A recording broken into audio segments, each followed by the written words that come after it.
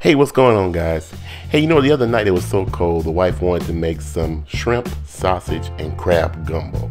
She made a big black pot of it, and we recorded some film so that we can do a video in the near future. It was fantastic.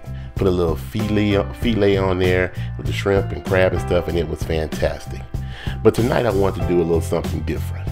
So I went out and got myself a French baguette because the outside of the bread is tough enough to hold some thick gravy.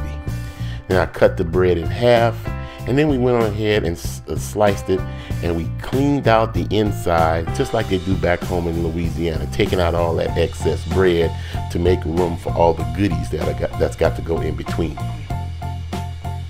Then next we layered on a nice thick layer of Duke's mayonnaise just to give it a little creaminess. We then layered on some nice leafy green lettuce, and then we topped the whole thing off with a few thick sliced tomatoes.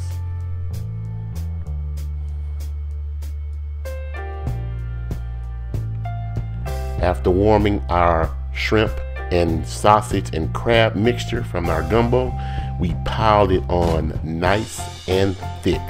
Look at all of that goodness, the shrimp, the sausage. You don't see any crab in this picture here because it was all in the shell. But this shrimp and sausage po' boy is piled high and looking good. We then sprinkled on a little Zatarain's gumbo filet to give it a little sassafras kick. And then finally, we layered on that gumbo gravy, just like a nice au jus. It's soaked into the bread, and that's why we use the baguette, because the baguette would hold together better. And now for the taste test. Man, a fantastic looking po' boy. Smelled wonderful. We took a bite of that bad boy. The creaminess of the mayonnaise mixed with the gravy from the gumbo made a fantastic combination as the gravy soaked into the bread. The texture of the lettuce and the tomatoes added a coolness to the entire sandwich. And the seasonings from the shrimp and the sausages just set the entire things off.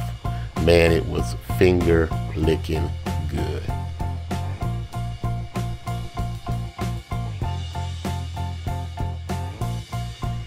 So if you ever find yourself with a little leftover gumbo, hey, take that bad boy, warm up the ingredients, and make yourself a Louisiana Cajun gumbo po' boy.